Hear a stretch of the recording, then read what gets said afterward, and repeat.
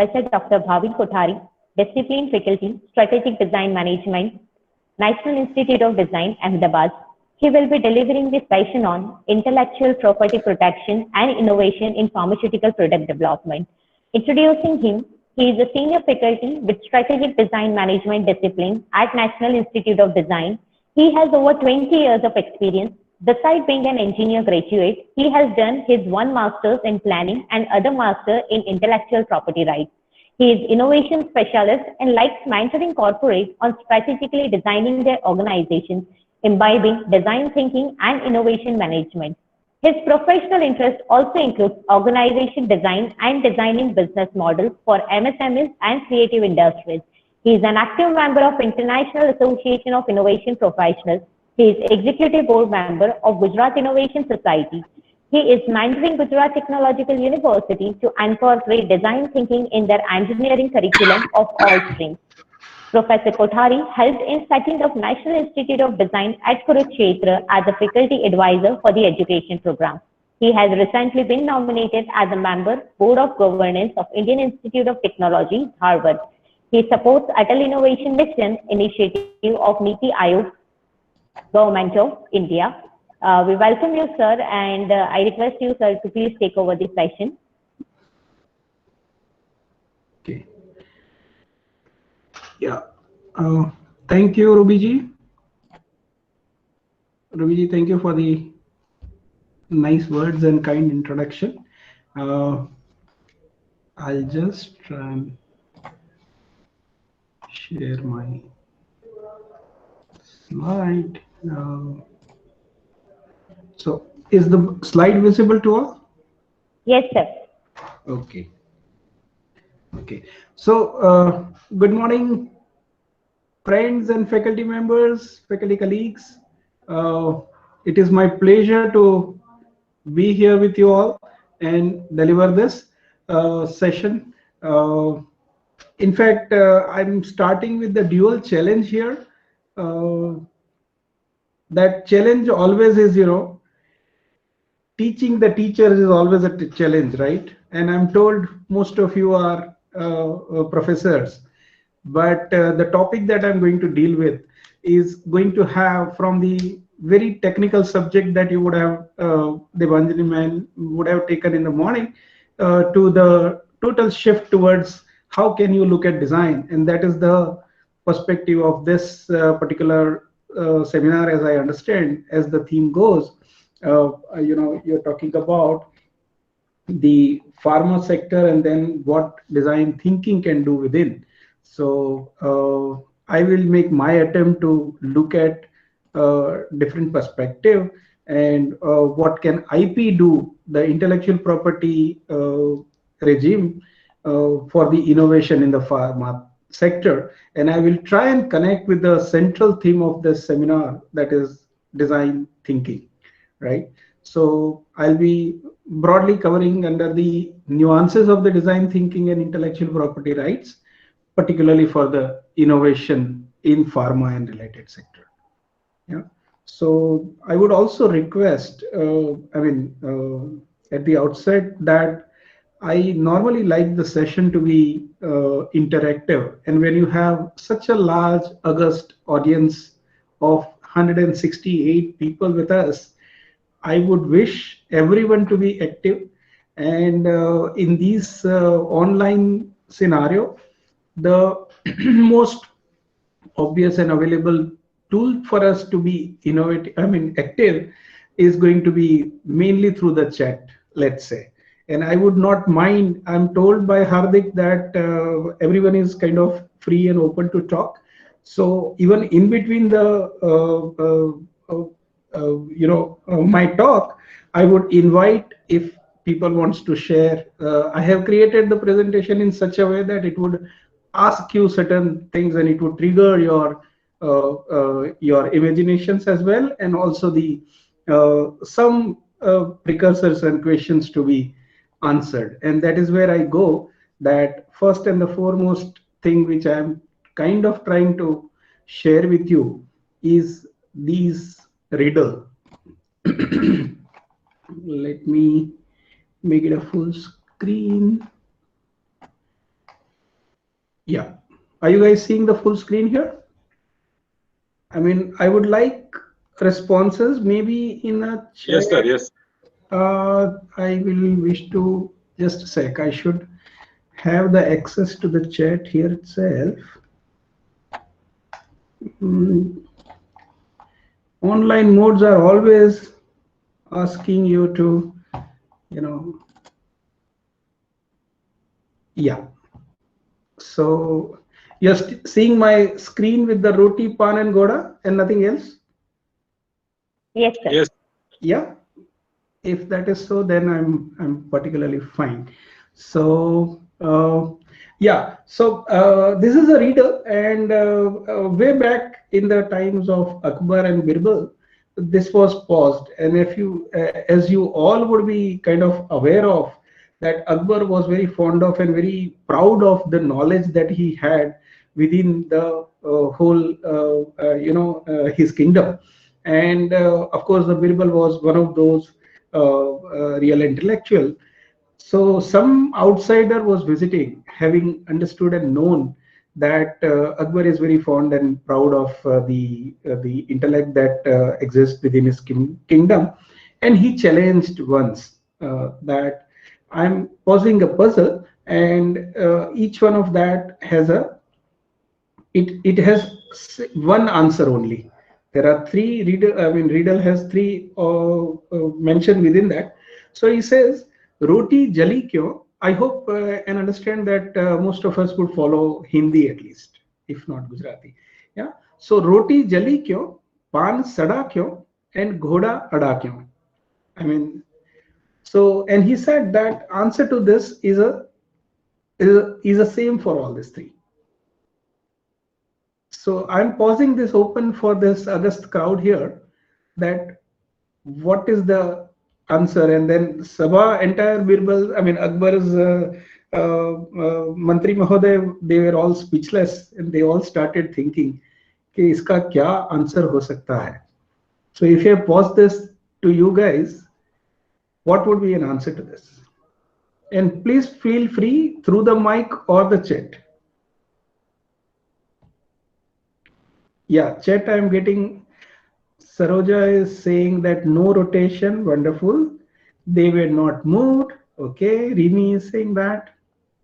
Yeah, we have many Birbals here, and that too spontaneous. Akbar Sabha was very silent for long period of time, but here we are getting the direct answer. I don't know, they would have attended the Akbar's Sabha. You are all right that if you don't rotate the roti or the pan is being on the same side for long, और घोड़ा एक ही जगह पर रहेगा तो वो अड़ जाएगा and pan सड़ जाएगा and roti जल जाएगी. Yeah.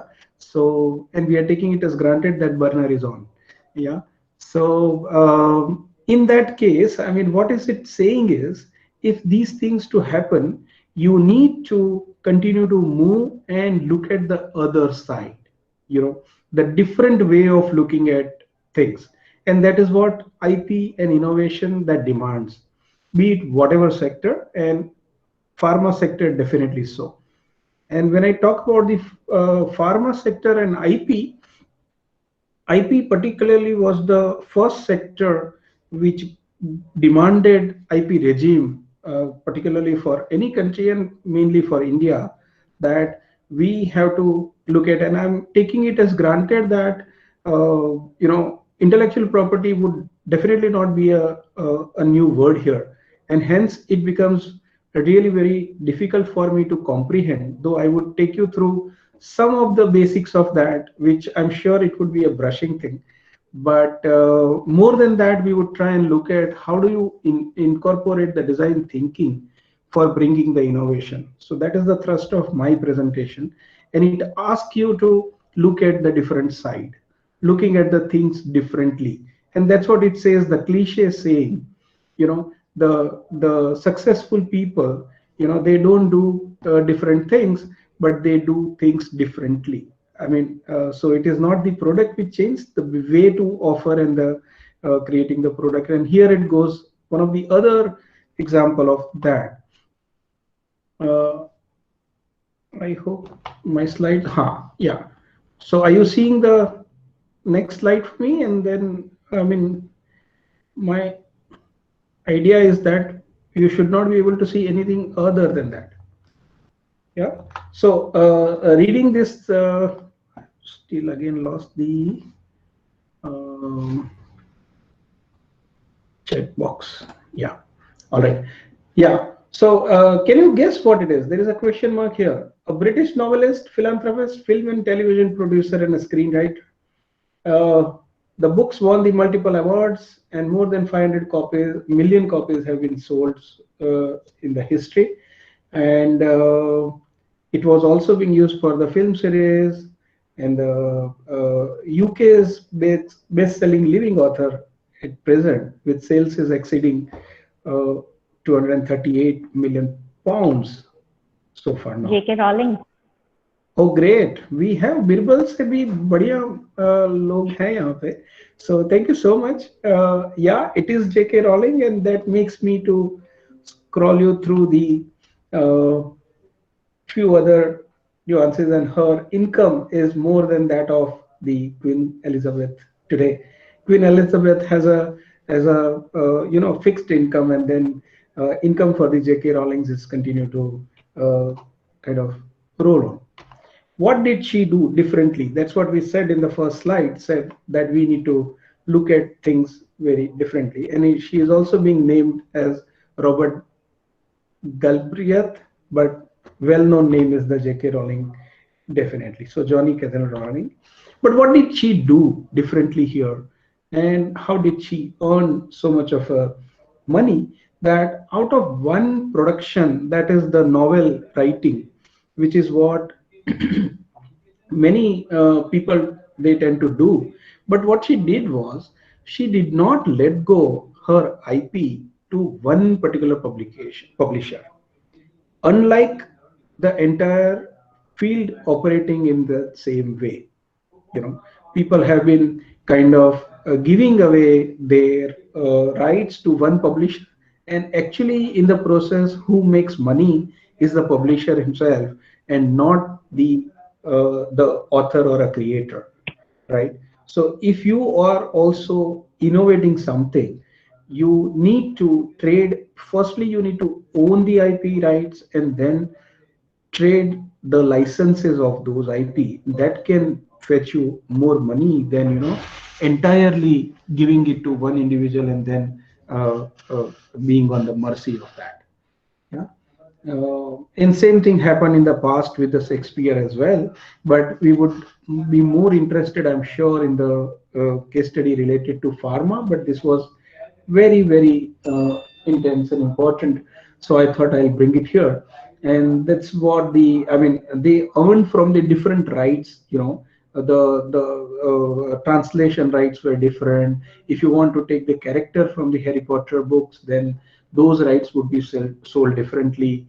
And film rights and TV serial rights, they were all being created different IPs for that and being sold that way. So one need to be being really curious about. And what are the nuances that we need to sorry, kind of try and understand for the business success is given by, so many a times IP is being misinterpreted or maybe differently interpreted. And I always say that that's where there is a need for demystification of the IP understanding as well. So many a times, I'm sure it would not be the case with the pharma sector and particularly patenting within that, but we will go beyond that aspect in this presentation and discussion. So it is like six blind men looking at an elephant and trying to interpret IP in a all different sense put together. So no, I'm being told in the chat that Ajit is saying my audio is not clear. I mean, can I get confirmed whether my audio is clear? No, sir, you are audible, perfectly audible. Perfectly audible. So Ajit Yes, Madhukar ji, Godbole ji, आप सुन पा रहे हैं मेरे को? No, Ravindra is also saying, I mean, might be there could be a problem at your end in terms of the bandwidth. In that case, you may want to put the uh, yeah, you may want to put the Ajiji, you may refreshing my browser. Okay, Ranaji is suggesting that. Let me do that. And I think if you'll keep the video of whoever is having the audio is not very clear.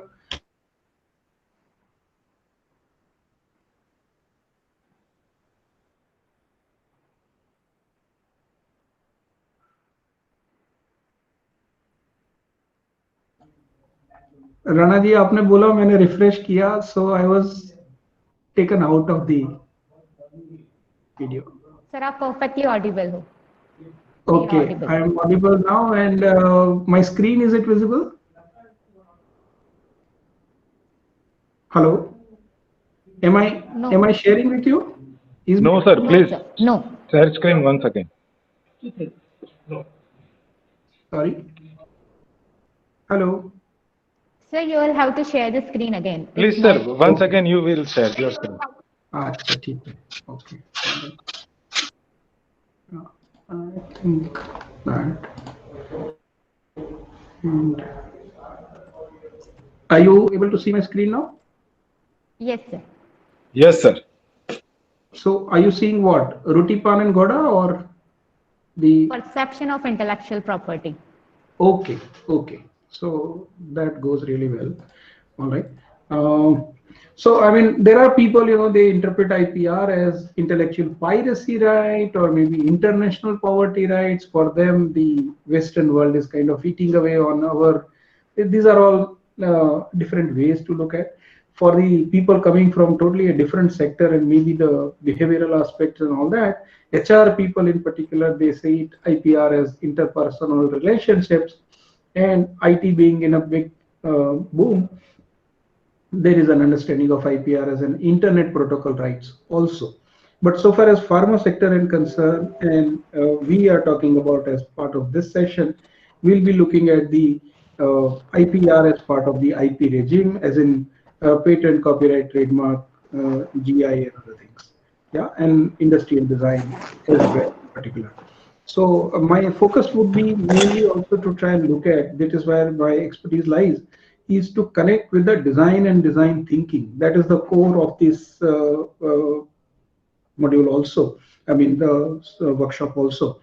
So I would try and connect with that besides talking about. So if you really look at how the paradigm shift is happening in the economy, we have kind of progressed from the agrarian economy, where in which the land, labor, and the natural resources was more of the importance. From that, we have moved on to the industrial economy, where in which the mass production came into the picture, and having the larger machinery and the capital investment and managing all of those was of the prime focus. But today we live in the knowledge-based economy, and there is an overlap with the creative economy as well, right? Where in which the science and technology, innovation and entrepreneurship, that is driving the whole thing.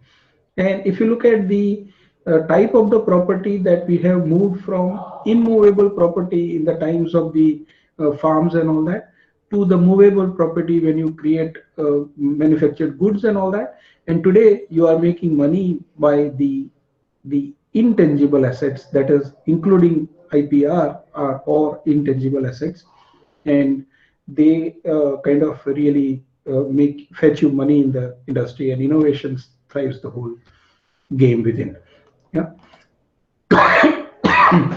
And if you look at what is now becoming important, is the functional value, which is kind of creating a major impact. Just a sec. Let me open the chat box as well. Okay. Yeah. So the functional value is the first priority. It used to be the case for in the past, but it is the perceptional value which is kind of taking. So in this case, talking about the brand perception, which is very important. People were competing by creating the similar products. I mean, if you really say that car and the better car and the other car, but then today, now people are competing on the innovations and totally a new kind of aspects of offering. Previously, we have been kind of providing for the needs, and I will be taking some of the case studies that we are rediscovering the needs that the consumer has. So instead of only the functionality aspect, today it is more of a creating, experience and all that. And products are also more of a mental functionality and the experience creation. They get kind of created. So invention is one thing, and when you want to make that, convert that invention into an innovation, and I differentiate between these two terms, that whatever that you science and technology related R&D that you do, that is invention. But when you make it a market success, that's where it talks about the innovation part of it, and that is a whole different game. And there it requires also the design input and design thinking related, inputs there. Yeah. And instead of, the way the Uber and Ola have created a breakthrough products, I mean, they simply put the competitor on the sidelines, and those are the requirements today, more than the invention as well, right? So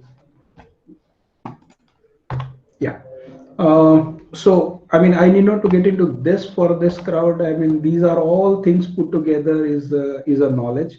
But how do you create an intellectual capital out of this, or intellectual asset out of this, is crucial aspects, right? So, and why it is becoming so much important these days is we have increasing globalization. Global customers are there. You can, I mean, Amazon is doing the business all over the world, and there are global market opportunity as well today with the invent of the internet and other technological aspects. And there is a global community which is emerging. So it is not global or local anymore. It is more of a global community, and more focus is on the how do you recoup the investment that you have. And that is where it is required that in a knowledge economy, we need to be creative enough, and we differentiate ourselves through the creativity and the communication of that. So again, I mean, I would wish to ask you that what do you see it in this picture?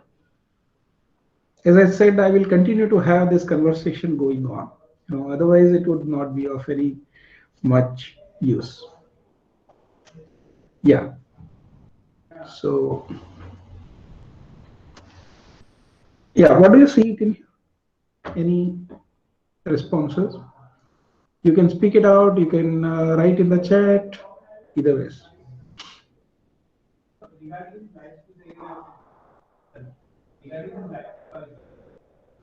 I hope I am audible and people are trying to figure out what it is. And it is not very difficult photograph. Don't think about, I mean, what answer I'm trying to get, you need not to worry about it. Whatever comes to your mind, please do share.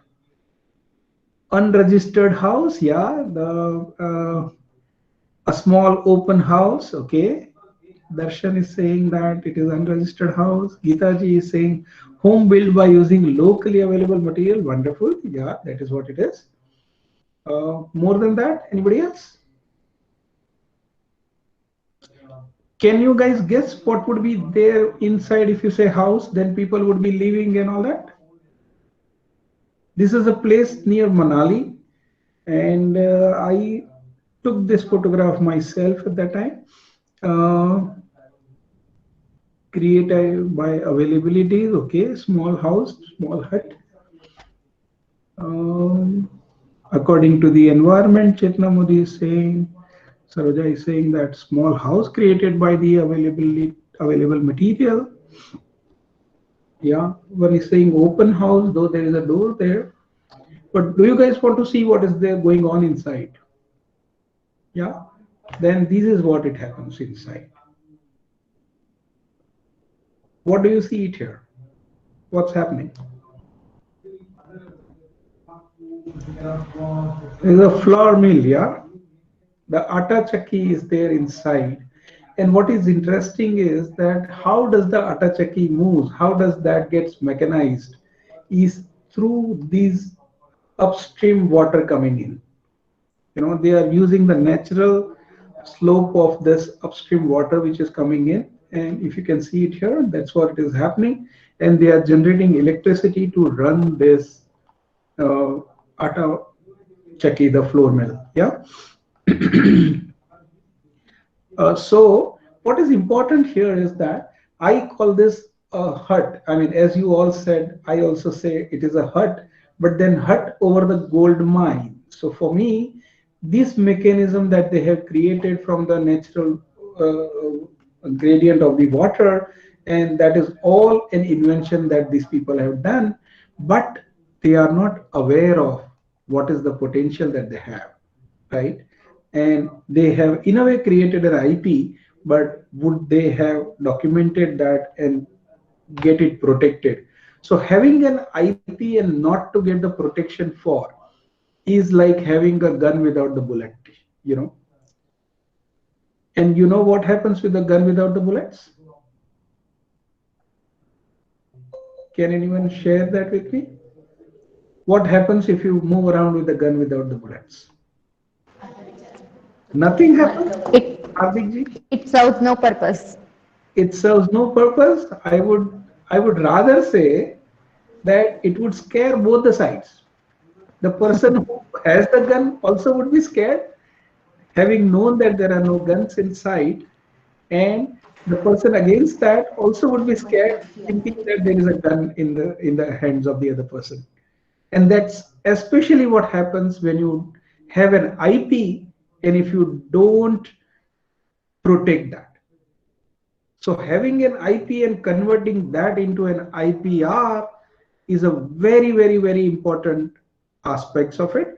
And most of the people following an IP in India, particularly, I would say, is that people don't bother to get it protected and making money through that, which is what the J.K. Rowlings and many other successful people have done, right?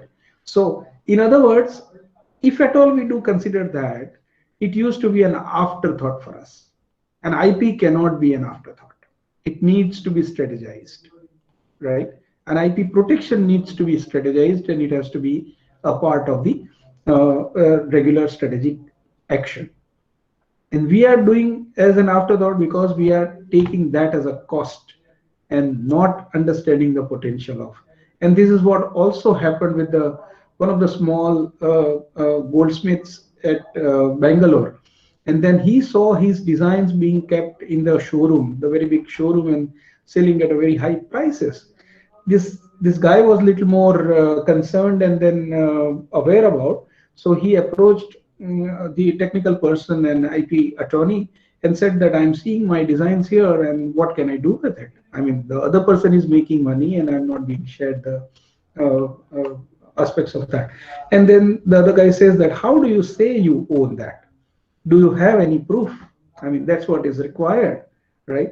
So he said that while I was developing that, I have got some doodles with me, and that kind of luckily for him created an evidence of his own designs, and he then contacted those jewelry shop person. Jewelry shop person was okay enough to accommodate and admit that, and he gave them the some of the part to the as a royalty to this goldsmith. But in the real life scenario, normally these things do not happen. There would not be people those who um, the person against that also get I mean, he might say that I don't agree to your proofs given, or you don't have the proof, and hence I own it. So in India, we follow system of first to file, which I'm sure this crowd would be very much aware of, and that's where if the person is not the original inventor but becomes the first filer, then we'll talk about that in a while as well. But need for the IP protection is that these days the strategies are based on the IP creation. I mean, pharma sector is the first sector to get engaged with this, and IP itself is getting the competitive tool, and there is an increasing investment on the IP from all the fronts by all the competitors and players in the market. If you don't protect your inventions and your R&D, then you are exposed to the counterfeiting products, and you won't be able to do anything about it. That is more important. And only in the knowledge economy, the sustainable competitive advantage can come through by having created the intellectual assets only. And previously, it was more considered that what is the market share that you have. But today, it is the time almost also for India that it would be counted by what is the IPR holding that you have, and that would give you the more possibilities for, and there could be equal amount of work being done by both the people. I call them Mr. Dreamer and Mr. Winner. So none of them are doing any less amount of work, but the smart person, the Mr. Winner I am naming it as, is making it a point to get it protected and registered, the IP that one is creating. Other guy, the dreamer, is kind of creating work, doing a lot of efforts, but then having applied all that creativity and everything, one is not getting it protected. So what happens is those all dreams kind of boils down by looking at somebody else is making money and you are not able to do anything about it. Yeah, and your competitors might also take the undue advantage, looking at that you are not concerned about protecting your IPs. Yeah, you won't be able to license it, or that possibility would get suffered. And you created a technology, not every time you will be able to implement that, but you won't be able to transfer the technology until you have got it protected. And same goes for any other type of an IP. Yeah, you won't be able to trade the IP as an IP itself. On the contrary, for Mr. Winner, those who get it protected, there is a strong market position and higher returns on the investment. You can, I mean, these days the competition for the COVID is definitely on these aspects, that how do you claim the investment, how do you get the more return, higher return on the investment, because the window to market has also reduced. And there it is important that you have a small monopoly to recoup and make money in the market, and with a higher negotiating power as well. And overall, it creates a positive image of your company. For the pharma sector in India here, normally we are more into the generic drugs, and that's where it fetch you only that much. Yeah, and that is why we need to have an understanding. There are people, those who do not. I mean, I don't think that for this crowd this would be so much required, that we normally tend to ask for having a patent for the doodle and the drawings. I mean, in design we do come across these kind of things quite often, but I'm sure for the pharma and pharma faculties, this is definitely not the case. So, and I'll not get into the mundane definition, the specific definition that it has, but important here is to understand is that intellectual property is intangible property having the tangible expression. Many times people don't understand these aspects, even though we go much further into the IP. So how do you express that, and what all that you protect is more important than having only the intangible aspects of it. So having said that, I mean, idea in itself is not having any IP protection attached with it. When you express an idea, that becomes more important, and within that, the originality and novelty is prime most important criteria. This is what I kind of talked about, the expression, and the kind of expression that would define what kind of an IP that falls under. But I'm sure this crowd do not need to get into these details. Yeah. And then there is a misconception as well that IP rights are global. You don't have anything called world patent here, right? So rights are always territorial, but at the same time, we need to understand that some patent granted in US would become the prior art for us. So knowledge is global. That is considered. No same patent can be granted at two different territories. And as I said earlier, we all follow. US, as usual, initially was following the system called first to invent, but WIPO intervened, and particularly likewise, they are trained to do things differently. No, I mean, we flush downwards, they flush upwards. We ride on the right hand side, they ride on the left hand side. The vehicles are on the road. Likewise, I mean, they were doing in the IP regime as well. They were doing initially the first to invent. So you have to prove that you are the first inventor. But now they have also adopted the system called first to file. So that same thing happened for the Graham Bell when he approached. He was, a little earlier than Elisha Gray to have claimed the invention of the telephone. And since Alexander Graham Bell was the first, first to apply for, he got the patent for. And that is what we know, that nobody knows Elisha Gray because she was late in claiming the invention of the telephone. Yeah. There's also a misconception that registering one kind of an IP protects the particularly design, protects the other feature of the entire product. No, you need to have all different kinds of protection for the fullest protection for a product. So having said that, the Gillette Mark III, one single small product like that, has 57 different IPs attached with it. Tata Nano has more than 400 IPs attached with it. I'm not saying only patents, but all sorts of different kinds of an IP. And I would kind of take you through in some of the case studies that how does different kinds of IP getting attached helps, instead of only looking at either the patents to have a fight through. Yeah, and many times we did discuss a bit about this, that we consider that the IP can be thought of it at a later stage. At that time, you need to pay the heavy prices. When somebody files and counterfeiting arguments and all of those, that kind of leads to the more expenses than spending money for getting it protected in the process as a strategically.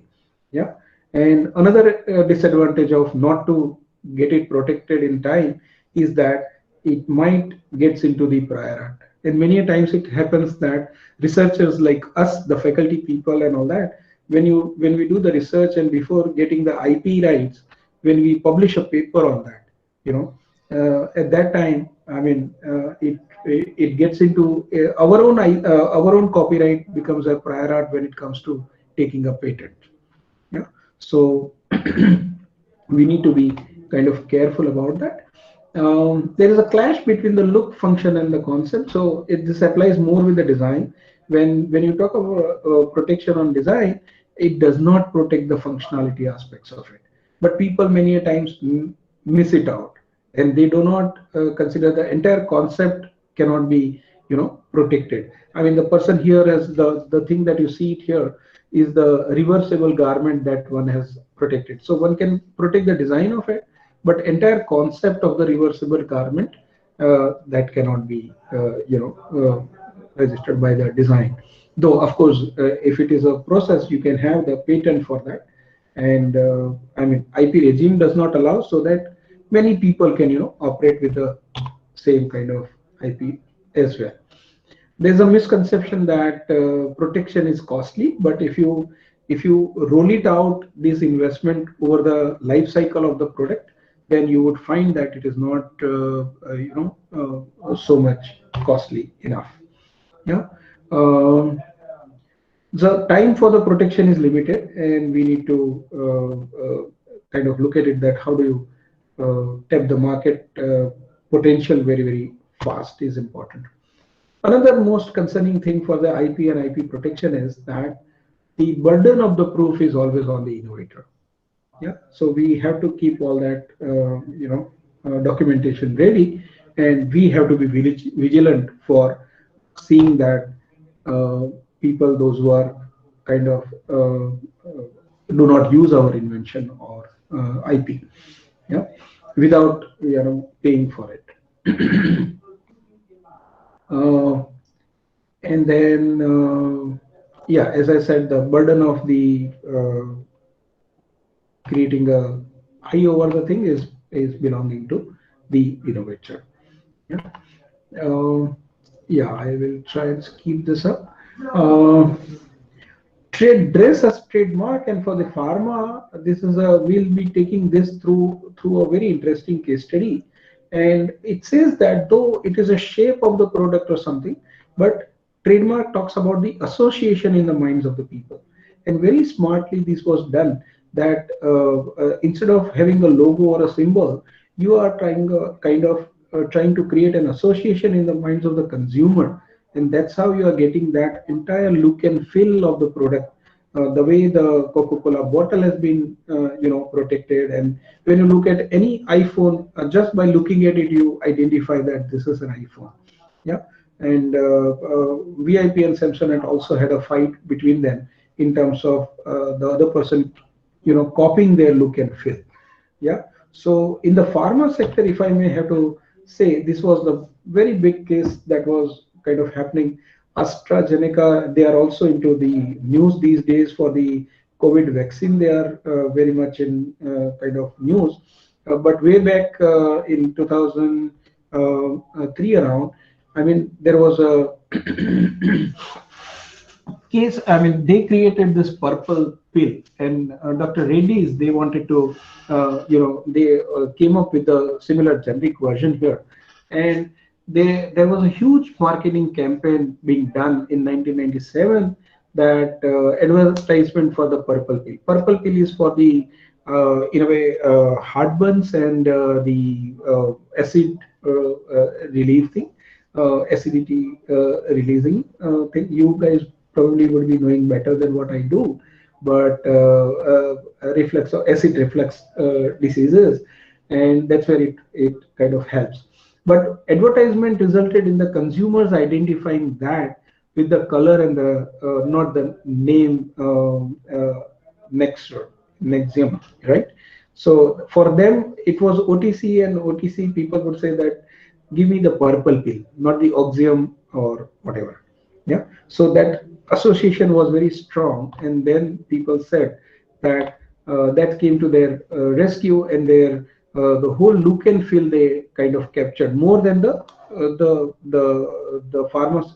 pharmacology of that, and they kind of protected the brand and the color of the brand, yeah, as a trademark. So more than patent, what has helped the AstraZeneca was the branding that they kind of did, and they kind of make the sale of the Nexium as $3.9 billion to that extent.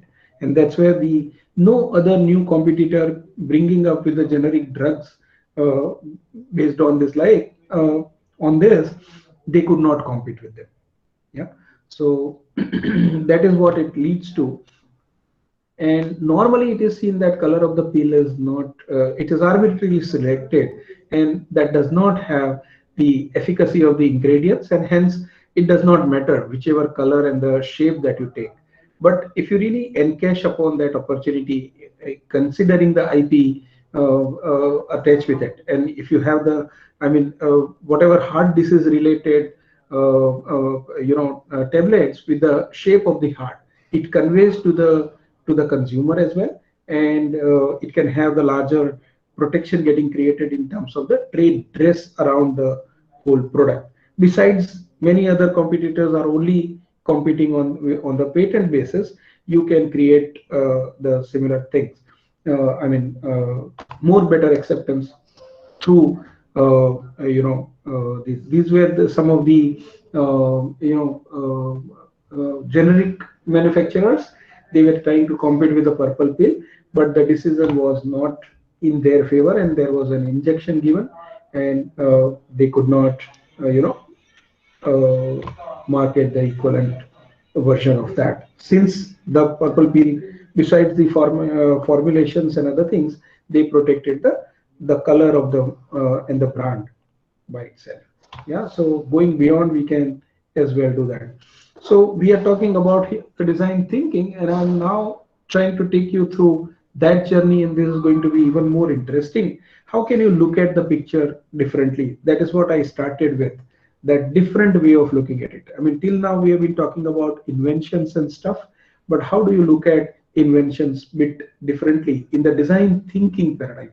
Yeah. So design thinking, as the word says, it is a approach or a process, and that process basically involves empathizing in the first place with the consumer. I'm sure next 2 days you do have a specific detailed session on this. I will be taking one single important aspect out of it, that what is important that it kind of trying to establish is what is the need for the and where does the pain point lies. And if your products can roll around that, then the acceptance of that is going to be much more than what sitting in the one compartment and then you develop the product, rather than what does consumer wants or what are the difficulties that they are facing, and if we then provide for the product and innovate upon the product, then the acceptance and the success is assured there, right? So so the steps goes like, which will be talked about, I'm sure, in the next few other sessions that you have specifically on this topic. So I'll not dwell upon it. And empathizing, defining, ideating, prototyping, testing, and ultimately storytelling for the other people. But what is important is, whom are you trying to serving for? What is the need that you are addressing, and how are you solving those problems or the need that you satisfy? Yeah. And why are you doing what are you doing is important questions to answer when it comes to design thinking. So we'll see these through some of the case studies here.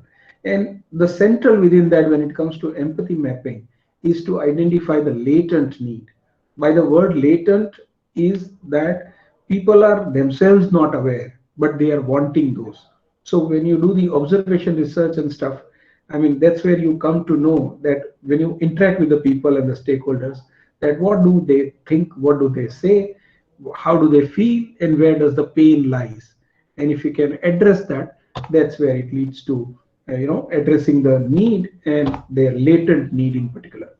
And some of the things also could have been, and experiments also can lead to some of the unintended consequences and innovations within that. And this is what happened with Dr. Michael Jaslow.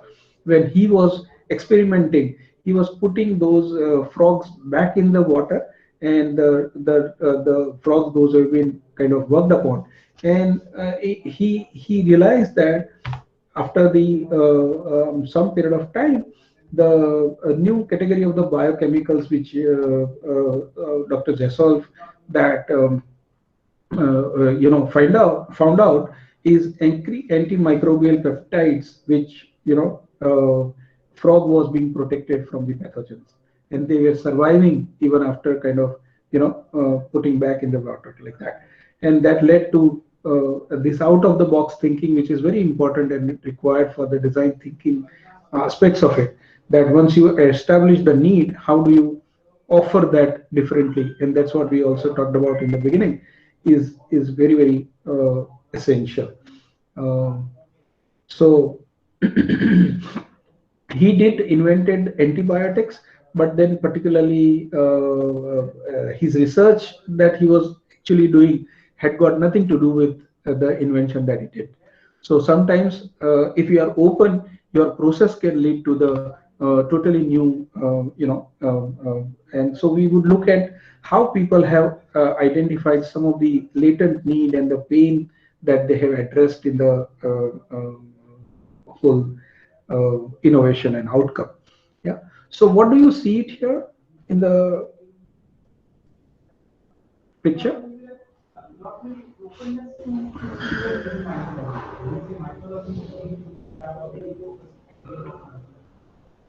Yeah, please be involved and engaged, and I would like the interaction to happen. Yeah. So what is the picture in front of you? I hope I'm talking to whole 160 of you and not to butterfly pen. The Rekha Jarag is saying, okay, butterfly pen, okay. Multi-purpose thing. Hardik ji, can you elaborate multi-purpose in what sense? I like the butterfly pen. Okay. Yeah. Multi-purpose thing. Something more? Injection plus butterfly plus pen. Okay. Rana ji, yeah, that's where you said multi-purpose. Injector. Okay. I mean, yeah, you have now gone into the injection part, and that's where that's what it is. If I may say, then can you tell me that what are the pain points that that is being addressed here, and why these? I mean, why can you not have the simple syringe, and what does this product does it little more than that? Yeah, you are all right that this is the injection syringe. Yeah, make design differently.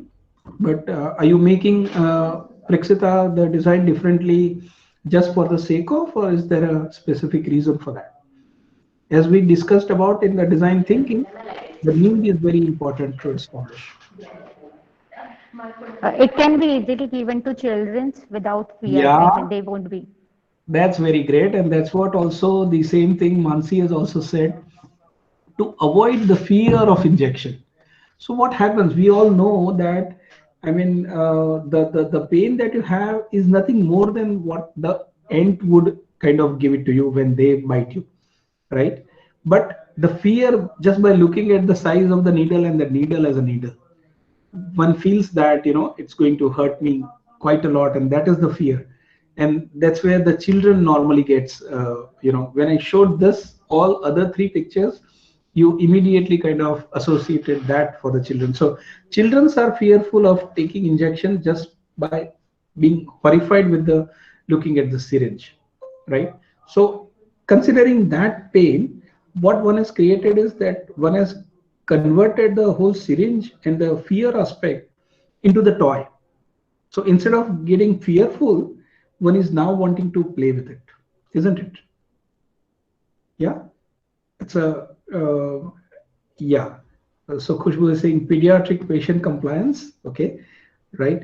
So the purpose is to avoid fear, and that is the whole need. Yeah, and hence you create the design. So tell me that you invent something new, and if you incorporate design also by keeping these features in mind, that how do you, I mean, avoid the fear that is happening, and you need to really empathize with the user, seeing that where do they, where does the pain lies, right? So many other products. So what do you see it in here? Pen again, or is it a more than a pen? I don't know how many elderly people here. Am I audible? Shivanand is saying I am not audible. Yes, sir, audible perfectly. Okay. So Shivanand, you might need to, you know, maybe switch off your video and trying to deal with your bandwidth. Yeah, Harsh is saying insulin pen injection, pen type injector, and Praxita is again saying insulin injector. Great. So that's what it is, and it is a well-known product. I'm sure none of us requires to have it for the long, though Gujarat has a very bad, you know, statistics in this regard. But what is it solving? What is the design thinking that is going on here? Yeah, you were all right. It is a insulin injector in the shape of the pen. What used to happen with the previous version of it, the regular one? Normally, we consider that it is the age-old people that they need to take it. At the same time, they need to have some assistance if they go by the normal other, you know, kind of thing. So Hiteshi is saying that self-administration is possible with this kind of invention. Yeah, my mother has been taking this for more than 10 years now, and these things have really facilitated that. Previously, otherwise, it was very difficult for her, and she needs an assistance all the time. But since last 4 years, we have not been required to. assist her in doing that. Yeah, so it is solving these kind of problems by inventing upon the, so injection remains the same and all that, but the way to apply is kind of being modified here, and in the process the pain is some of the pain is kind of getting relieved, pain of operating with the instrument. And many times you tend to get reluctant, you know, in using those things when these kind of pain points are not being addressed. And another thing is, Disha is saying very rightly, is that it has a very small syringe that is required, so it won't go beyond the level. So adipose tissue is targeted. You know, that is the need in here. It is to be given on the tissues, right? So yeah, Disha is also very right. I mean, you guys are all pharma people. So what is here is, what do you see it is? I mean, the product being invented by applying the design thinking in terms of microneedles inspired by the parasites. Can someone explain what? I think I've already written that in the sideline. The parasite worm, what does it do?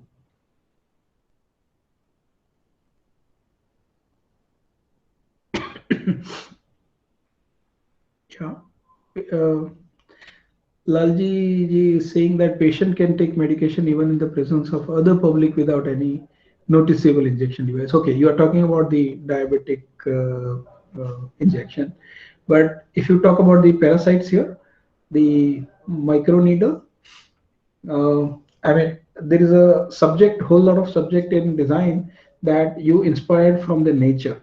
And this is where the parasites, what they do is they get kind of, you know, hibernated on your body, and then without having the mouth, they tend to extract the the food that they need to take it, right? And then they create their existence by being on your body.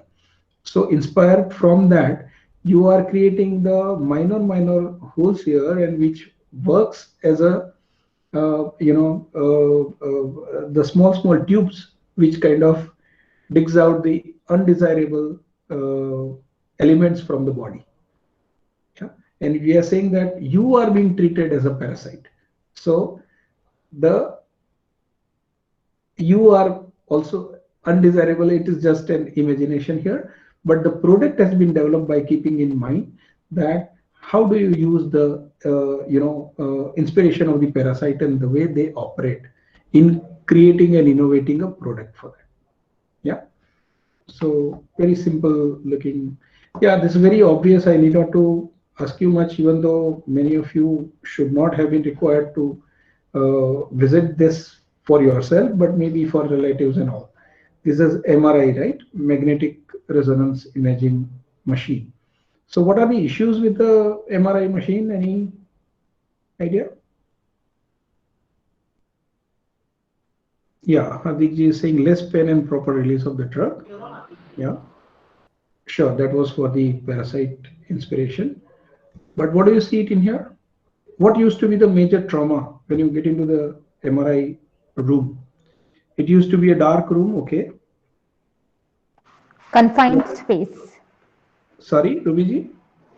Confined space, like it's very close. Yes. Yeah, you are detached from your entire world, and within that also you are taken further into the tunnel kind of a thing, where in which even without, I mean, even you are alive, but you still feel that you are taken to some different path altogether.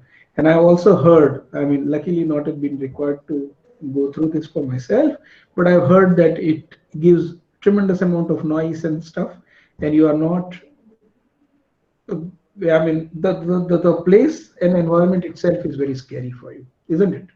It is a tunnel which is not, and patient can be bored, and hence give them the natural environment. Yeah, that is what one has tried here, and still it is not. And particularly children are also really very fearful, and I mean, fear of in getting into this kind of machine, and there is a reluctance, that these kind of things I don't want to get into. Yeah, and that is where the General Electric tried something different, having considered this is the pain that how do you kind of try and address, and they created this. It completely takes you away from the feel of the tunnel being the tunnel, and rather it is an environment that you would wish to. What one has done is nothing, nothing to do with the technology here, but the experience is kind of changing entirely, and it takes the fear off from using it. The reluctance is kind of reduced to the larger extent, right? You are going to go through what you are going to go through, but it kind of changes the experience. And this is what, yeah, the magic that has been created by the interior designer calms the patient. Vatsal is saying, Lalji ji is saying that magic created in the through the interior design of the or the product design or look and feel of the product. So along with the technology, these things are also very important and crucial, and design need to kind of work and apply through this. These are some of the products that NID has kind of registered, but we will try and look at more from the perspective of the pharma here. So I would skip on that.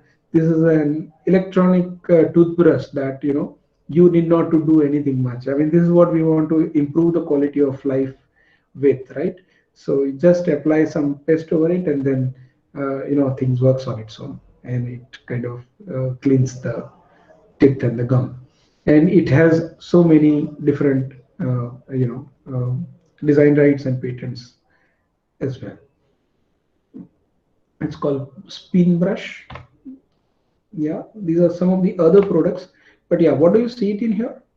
And how does this product get created? What I'm talking about is how do you establish the latent need and empathize with the user? And can anyone say, what do you look at it here? What is the product here? Which has come through the design thinking, applying the design thinking and that process. Yeah.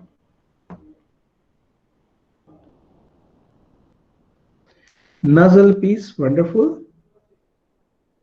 Oxygen pump, okay. No, actually it is not meant for that. It is not the mask. Mask is quite, Lalji, it is not that. And oxygen pump, yeah, it is very obvious to think about it.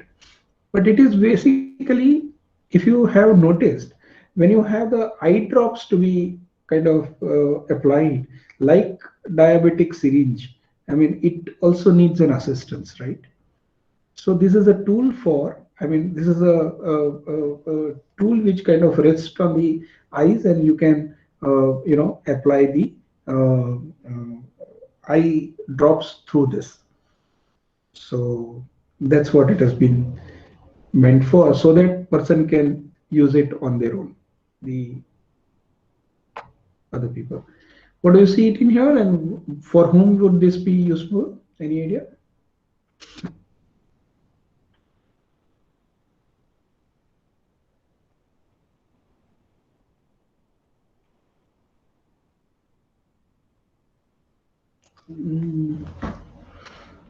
Any idea? For paralytic people, yeah, more than that, paralytic people would be still difficult, but yeah, it is for the grip, and mainly it was thought of for the rheumatoid arthritic people as a writing aid, for them. So physiotherapy tool as well, it can be used as, but it is mainly a writing aid. If you see it here, there is a pencil being attached, and then how can your wrist, I mean, normally these people have the swelling, and then it is kind of also Parkinson's people can as well kind of use this. But basically it is a writing aid for the people, those who need, be it paralytic, arthritic, or Parkinson's people. And it improves the blood circulation. That is an added advantage. Yeah, Saroja is saying, yeah, we are all equally creative, so we can kind of talk about the features within that. So I'm coming to almost an end to the presentation, but before I do, I'll try and take you through some of the two small videos, and there to establish why and how one has, understood the requirement of this kind of products. Yeah.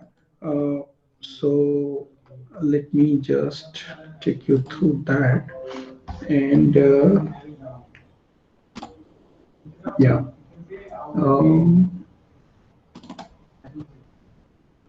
Do you see a video there? Hello? No, sir. No, sir. No, sir. Okay.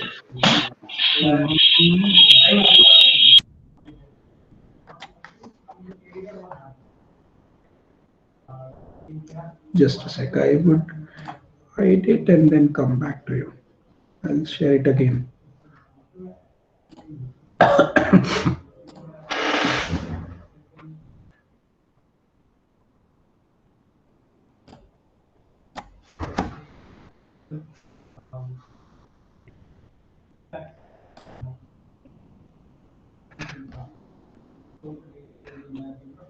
So you are able to hear me, right?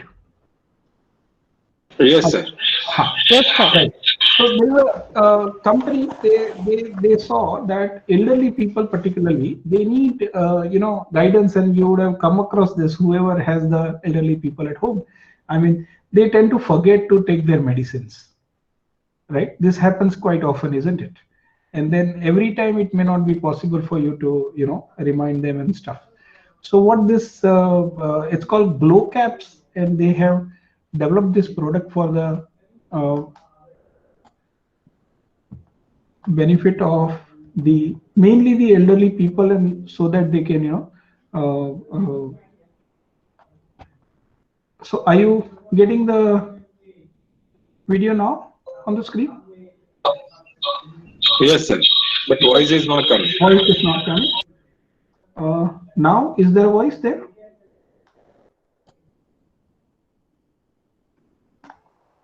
No, sir. No. Okay, let me increase. Now? Yes. Thanks, sir. Coming. Okay. And this is my family. That was great. The problem is, he isn't so great about taking it. You'd be totally amazed at how many people just don't take their prescriptions. Sir, please increase the voice. Yeah, I will. It is on the maximum. Okay, sir. And one of the coolest things I have ever seen. And ta-da! Glow caps. Glow caps are internet-connected pill caps that go on regular pill bottles and tell you when it's time to take your medication.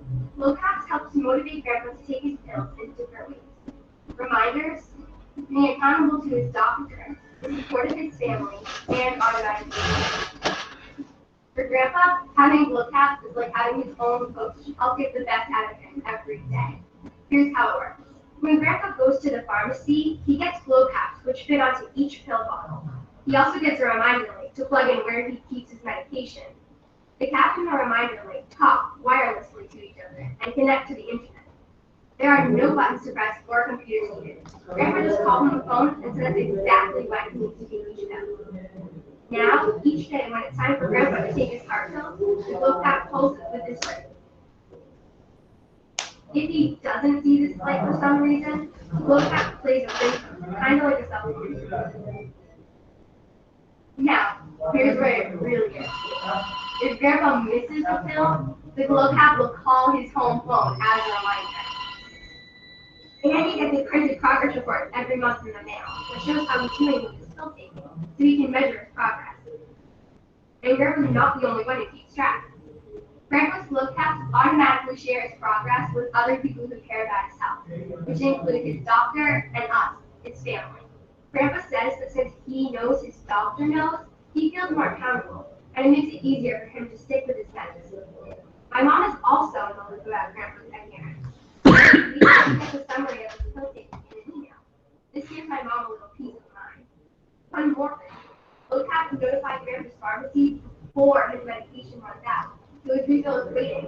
The technology is cool for like a million reasons, but you kind of have to ask, why does Grandpa want to take his pills every day? My grandpa doesn't have a million reasons for that. Just fine. But I guess that's enough.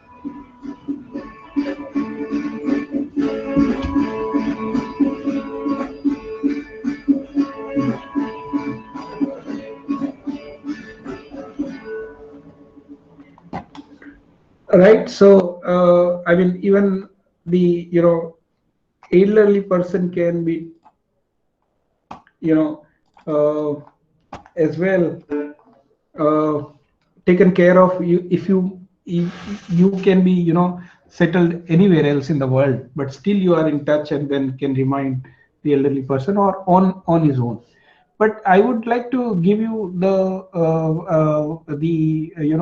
can you think of that? What are the problems still with this?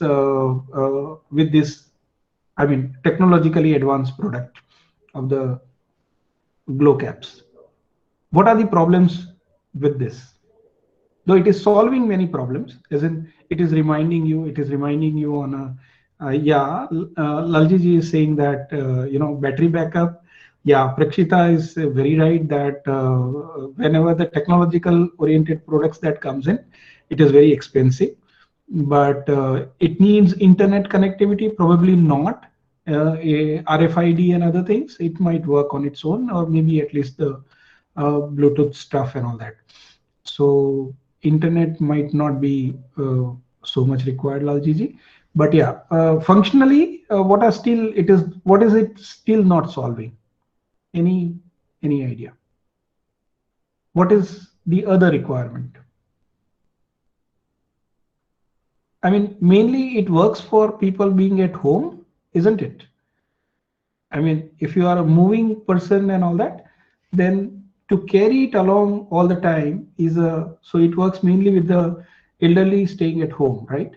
So this is what has been kind of tried to solve further by the pill pack people. That's in a way the service product. Yeah, let's look at that.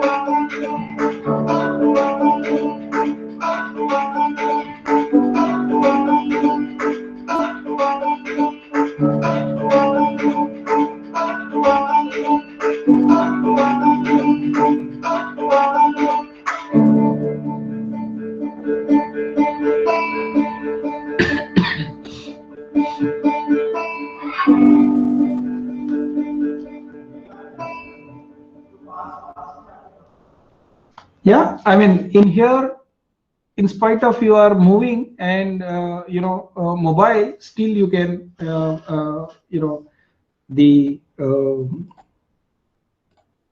use the product, and then it gets refilled every time, and it reminds you of taking it. The only thing you do have to remember that you have to take a pill, but then every different timings and all that, the pills are kind of provided with. So does it solve the problems that otherwise you had? I mean, am I being able to share my screen with you? Yeah. Yes, sir. Okay. And what you is the relevance of IP in the knowledge economy? That's the slide that you're seeing, right? Hello. Are you seeing the relevance of economy? So basically, the well-designed products and applying the design thinking that distinguish yourself and that kind of creates the mandate for the innovations, and the competition is kind of rode aside. And goal should be to protect one's ingenuity through the innovative protection strategies, and that provides the broadest possible protection. That's what we saw in also trademark and trade dress.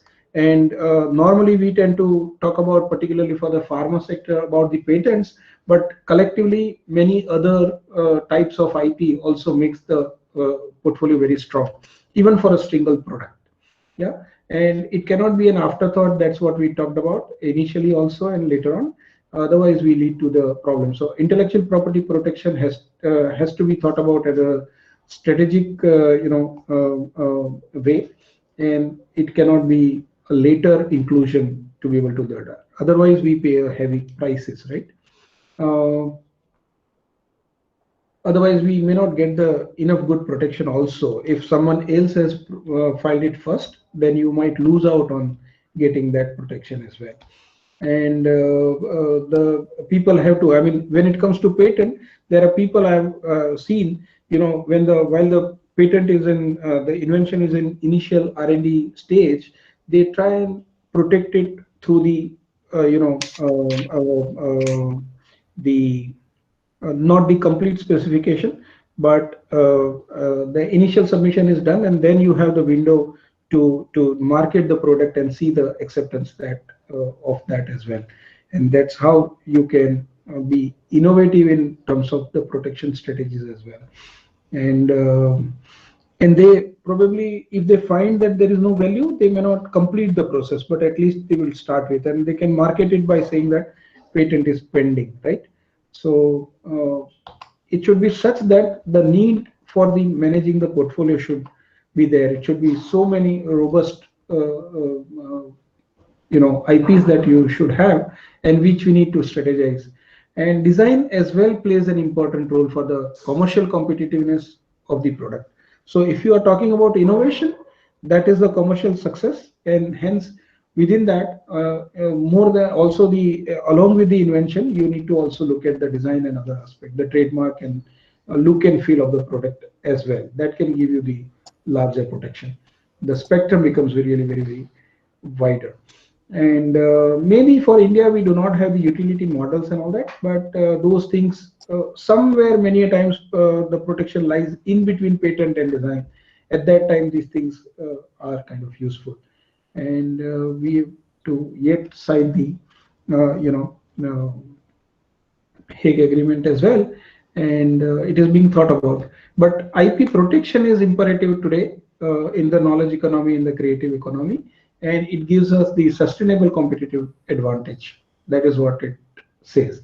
So, so I would say that good intellectual property protection is a good business, and that actually does not cost, but it pays later, which is what we many a times not able to see. We see it as an upfront cost rather than the investment into it. Yeah, and I do consider that ability to ask question is most important of all the creative skills. So if you have questions, I would be more than happy to take it. Yes, please. Over to you, Hardik. Yes. Yeah, Ruby. Thank you, sir, for delivering such a wonderful and interactive session. I guess There is one question of Lalji sir in chat box. Okay, I'll go through he has asked question pertaining to the it gives reminder, the product that you demonstrated, it gives reminder only. So what about whether patient has consumed or not? Yeah.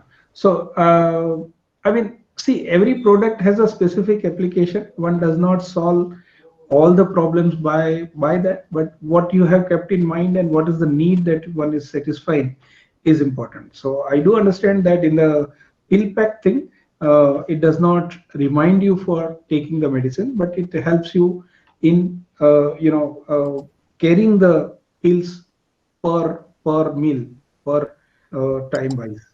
I mean, that is the ease of it, and it is more of a service thing. So you need not to even bother about refilling that and all that. So your chemist, regular chemist with this pill pack people itself would remind you that your stock is kind of getting over, and you need to then